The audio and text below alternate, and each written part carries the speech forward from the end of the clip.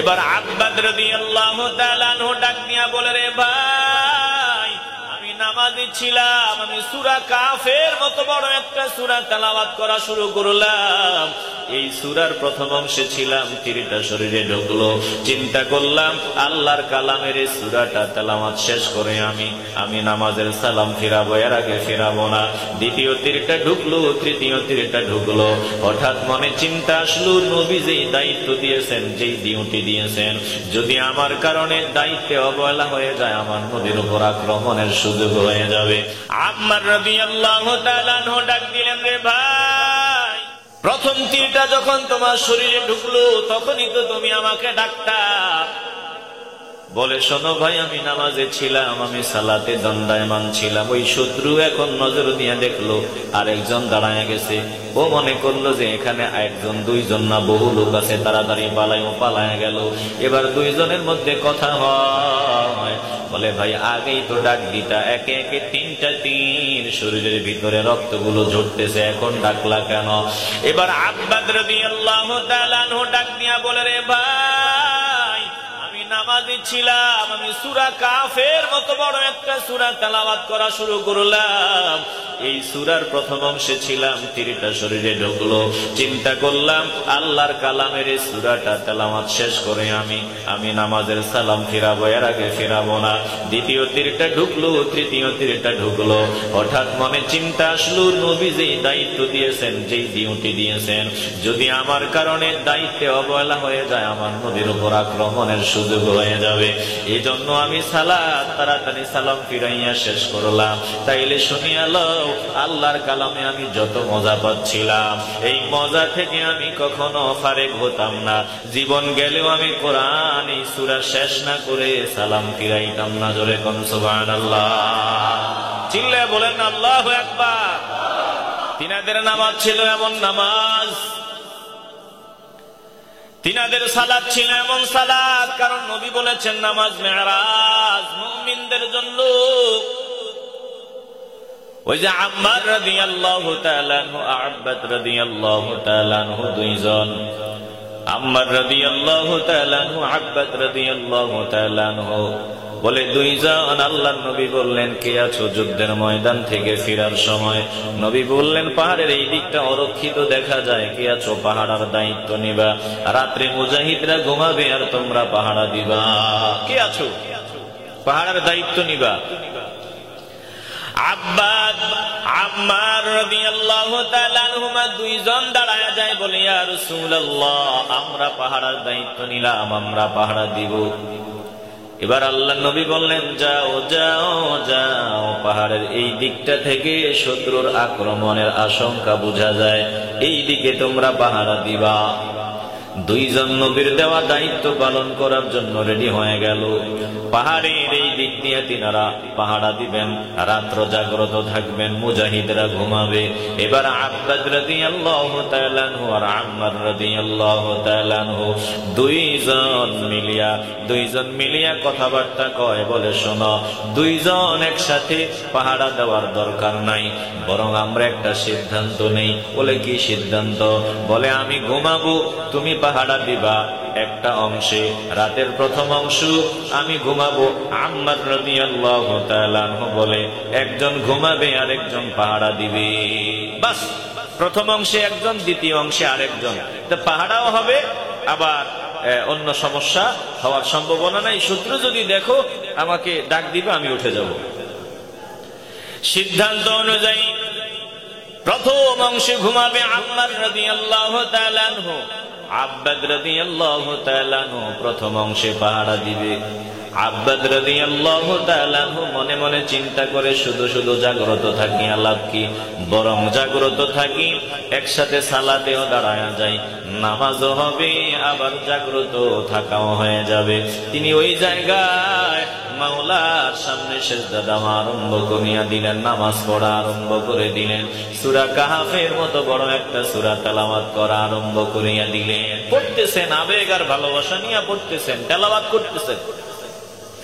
পেছনে একজন শত্রু আসলো, দূর থেকে বোঝা যায় না মানুষ না অন্য কিছু, একটু কাছাকাছি আইসা দেখলেন, বুঝলেন না হওয়া মানুষই হবে। এবার তীর নিক্ষেপ করলো, প্রথম তীরটা শরীরের ভিতরে ঢুকিয়া যায়, তীর শরীরের ভিতরে বিদ্ধ হয়। তিনি তেলাওয়াত করতেছেন, আবেগ আর ভালোবাসা নিয়ে মাওলার কালাম তেলাওয়াত করতেছেন। আবার শত্রু দেখে নড়াচড়া নাই, আর একটা তীর নিক্ষেপ করলো, এই তীরটাও শরীরে ঢুকিয়া গেল। তারপরেও তিনি তেলাওয়াত বন্ধ করেন না, নামাজ বন্ধ করেন না, নামাজ পড়তেছেন তো পড়তেছেন। তৃতীয় আরেকটা তীর নিক্ষেপ করিয়া দেয়, তৃতীয় তীরটাও আব্বাদ রাদিয়াল্লাহু তাআলা আনহু সিনার ভিতরে ঢুকিয়া যায়। এবার একে একে তিনটা তীর শরীরের ভিতরে ঢুকে আছে। তিনি নামাজ সমাপ্ত করলেন, আর তীরগুলো টেনে টেনে বের করলেন। সাথী ভাইকে ডাকলেন, আম্মারকে ডাকলেন। তিনি জাগ্রত হয়ে নজর দিয়া দেখেন একে একে তিনটা তীর শরীরের ভিতরে টেনে টেনে বের করা হচ্ছে, রক্তগুলো গড়ায়া গড়ায়া পড়তেছে। আম্মার রাদিয়াল্লাহু তাআলা আনহু ডাক দিলেন, রে ভাই, প্রথম তীরটা যখন তোমার শরীরে ঢুকলো তখনই তো তুমি আমাকে ডাকতা। বলে, শোনো ভাই, আমি নামাজে ছিলাম, আমি সালাতে দণ্ডায়মান ছিলাম। ওই শত্রু এখন নজর দিয়ে দেখলো আরেকজন দাঁড়ায় গেছে। ও মনে করলো যে এখানে একজন দুইজন না বহু লোক আছে, তাড়াতাড়ি পালায় গেল। এবার দুইজনের মধ্যে কথা হয়, বলে, ভাই আগেই তো ডাক দিতা, একে একে তিনটা তীর শরীরের ভিতরে রক্তগুলো ঝরতেছে, এখন ডাকলা কেন? এবার আব্বাদ রাদিয়াল্লাহু তাআলা আনহু ডাক দিয়া বলে, রে ভাই, আমি নামাজে ছিলাম, আমি সূরা কাফের মতো বড় একটা সূরা তেলাওয়াত করা শুরু করলাম। এই সূরার প্রথম অংশে ছিলাম, তীরটা শরীরে ঢুকলো। চিন্তা করলাম আল্লাহর কালামের এই সূরাটা তেলাওয়াত শেষ করে আমি নামাজের সালাম ফিরাবো, এর আগে ফিরাবো না। দ্বিতীয় তীরটা ঢুকলো, তৃতীয় তীরটা ঢুকলো। হঠাৎ মনে চিন্তা আসলো, নবী যেই দায়িত্ব দিয়েছেন, যেই ডিউটি দিয়েছেন, যদি আমার কারণে দায়িত্বে অবহেলা হয়ে যায়, আমার নবীর উপর আক্রমণের সুযোগ হয়ে যাবে। এই জন্য আমি তাড়াতাড়ি সালাম ফিরাইয়া শেষ করলাম। তাইলে শুনিয়া লও, আল্লাহর কালামে আমি যত মজা পাচ্ছিলাম, এই মজা থেকে আমি কখনো ফারেক হতাম না।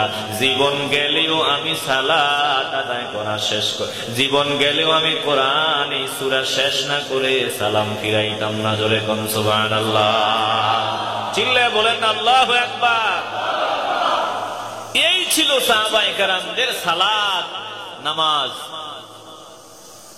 নামাজের সব থেকে মজা বলে মুসিবত নামাজ। কোন সাহায্যের প্রয়োজন তিনারা নামাজে দাঁড়ায় যাইতেন, তিনাদের নামাজ ছিল মূল পুঁজি। অথচ আমরা আজকে নামাজকে গুরুত্ব দেই না, নামাজকে মূল্যায়ন করি না। এ মুসলমান ইমানদার, একটা জবানও বন্ধ রাখবেন না, দিল থেকে ইমানের আওয়াজ দিয়ে বলবেন, আমরা আদব সহকারে 5 ওয়াক্ত সালাত আদায় করতে চাই কি চাই না? এটা আমাদের প্রধান কাজ, এটা আমাদের মূল পুঁজি, এটাই আমাদের মূল। কারণ নামাজ এবং ইবাদত বাইনাল আবদি ওয়া বাইনাল কুফরি তারকুস সালাহ। কাফের আর মুমিনের মাঝে সেতুবন্ধন, পার্থক্য হলো সালাত। পার্থক্য কি? আস্তে বলবেন না, তফাৎ কি? সালাত। এটা আমার জীবনের মূল পুঁজি, এটা আমার মূল।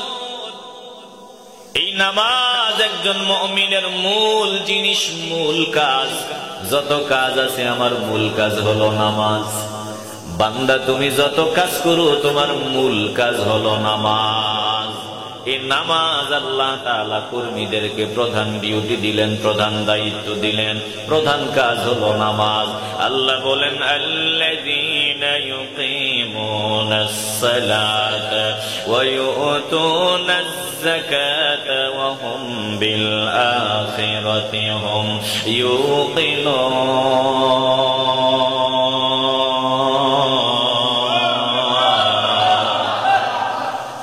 কোরআন হিদায়াত সুসংবাদ মুমিনদের জন্য। মুমিন কারা? আল্লাহ বলে, 1 নম্বরে যারা নামাজ কায়েম করে তারা।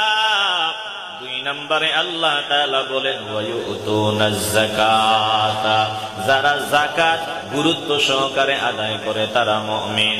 2 নম্বরে যাকাত আদায় করতে হবে। যাদের উপর যাকাত ফরজ, আল্লাহ তাআলা এই বান্দাদেরকে অর্ডার দিলেন যাকাত আদায় করতেই হবে। এই যাকাত হলো মুমিনদের ডিউটি। তৃতীয় ডিউটি, জোরে কোন সুবহানাল্লাহ। ঈমান 1 নম্বরে ঈমান, 2 নম্বরে সালাত। ঈমান তো মূল, এই ঈমানের পর মূল হলো সালাত। এই সালাতের পরে আল্লাহ তাআলা সালাতের পরেই বলেছেন যাকাত। কোরআনে যত আয়াত তেলাওয়াত করবেন দেখবেন আমরা বলার সময় বলি নামাজ রোজা, নামাজ রোজা, নামাজ রোজা, কিন্তু আল্লাহ একবারও বলেন নাই নামাজ রোজা। রোজা পরে আল্লাহ তাআলা বলেছেন নামাজ যাকাত, নামাজ যাকাত, নামাজ যাকাত, নামাজ যাকাত। কোরআনে যত আয়াত দেখবেন নামাজের পরে কিসের কথা? আস্তে বলবেন না, জবান খুলে বলতে হবে কিসের? যাকাত, যাকাত। যাকাত ফরজ করেছেন আল্লাহ, যাদের উপর যাকাত ফরজ। নিসাব পরিমাণ সম্পদ যাদের আছে তাদের উপর যাকাত ফরজ। আজকে আমরা হিসাব করিয়া করিয়া যাকাত দেই না। বর্তমান বাজার দর সম্ভবত রৌপ্যের নিসাব 52.5 ভরি, রূপার দাম 52.5 ভরি, রূপার দাম 80,000-এর মতো। 80,000 প্লাস, ধরেন 80-90 এর নিচে হবে, 80 প্লাস। এই 80,000, 80-90 এর নিচে 80,000 এই পরিমাণ সম্পদ যার কাছে থাকবে, 1 বছর অতিক্রান্ত হয়েছে, বান্দার দেনা পানাও নাই, বান্দার ঋণ নাই, বান্দা পরিবারের ভরণ পোষণ দেওয়ার পরে এই পরিমাণ সম্পদ আছে, বান্দা ওই 80,000 টাকার মতো বান্দার কাছে আছে, বলে এই বান্দার উপর যাকাত ফরজ, বান্দা যাকাত দিতেই হবে। এটা আল্লাহ তাআলা বান্দার উপর ফরজ করে দিয়েছেন। দিল থেকে ঈমানের আওয়াজ দিয়ে বলবেন যাকাত ফরজ করে দিয়েছেন কে? যদি 80,000 টাকার মালিক হন, আপনার উপর যাকাত ফরজ। 52.5 ভরি রূপার দাম যা আসে, 80,000 প্লাস, 80,000 ধারে কাছেই হবে। যে বান্দা যাকাত প্রদান করবে ওই বান্দা মুমিন, যে বান্দা যাকাত প্রদান করবে না ওই বান্দা মুনাফিক, এই বান্দা গাদ্দার। যাকাতকে যারা অস্বীকার করবে সরাসরি তারা কাফির। একটা জবানও বন্ধ রাখবেন না, দিল থেকে ঈমানের আওয়াজ দিয়ে বলবেন যাদের উপর যাকাত ফরজ, বলেন আমরা যাকাত আদায় করতে চাই কি চাই না? যারা যাকাতের ব্যাপারে গুরুত্ব দিবে, নামাজের পরে কি যাকাত, আওয়াজ দিবেন নামাজের পরে কি যাকাত। এই যাকাতের গুরুত্ব যাদের থাকবে তারা কোরআন থেকে হেদায়েত পাবে, কোরআন তাদের জন্য সুসংবাদ, তারা এই কোরআন থেকে ফায়দা পাবে, উপকৃত হতে পারবে। চিল্লায়ে বলেন না সুবহানাল্লাহ। এখন এই যাকাত দেওয়া মুমিনদের কাজ, কাদের কাজ? যাকাত না দেওয়া মুশরিকদের কাজ। একটু দিল থেকে বলবেন কাদের কাজ? না দেওয়া মুশরিকদের কাজ, আর যাকাত দেওয়া মুমিনদের কাজ। এটা আমি বলি নাই, বলেছেন কি? একটু দিল দিয়ে অনুধাবন করেন। আল্লাহ তাআলা বলেন সূরা ফুসসিলাতের 6-7 নম্বর আয়াতে আল্লাহ বলেন ওয়াইলুল লিল মুশরিকিনা আল্লাযীনা লা ইউতুনাজ যাকাতা ওয়া হুম বিল আখিরাতি হুম কাফিরুন।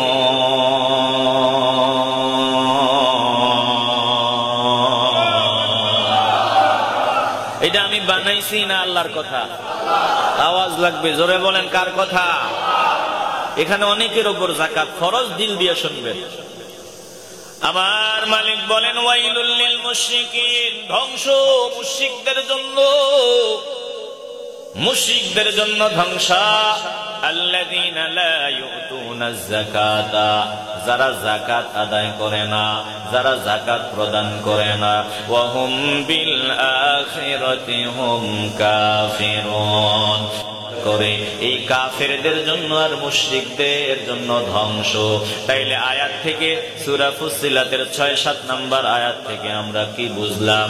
আল্লাহ বুঝাই দিলেন যারা যাকাত দেয় না এটা মুমিন হতে পারে না, মুমিনরা যাকাত না দিয়া থাকতে পারে না। যাকাত না দেওয়া কাদের স্বভাব? বলে যাকাত না দেওয়া এটা মুশরিকদের কাজ, না হয় কাফেরদের কাজ, কোন মুমিনের কাজ যাকাত না দেওয়া না। যাকাত দেওয়া হলো মুমিনদের কাজ। জোরে কোন সুবহানাল্লাহ। যাকাত দেওয়া মুমিনদের কাজ, না দেওয়া এটা এতটাই খারাপ একটা লক্ষণ বলে এটা কাফের আর মুশরিকদের লক্ষণ। বিরক্ত হচ্ছেন নাকি আপনারা?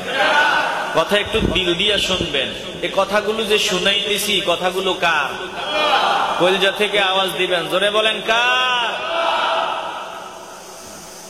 তাইলে যাকাত দেওয়া মুমিনদের কাজ, না দেওয়া মুশরিকদের কাজ, কাফেরদের কাজ। বলেন, যাকাত না দেওয়া কাদের কাজ?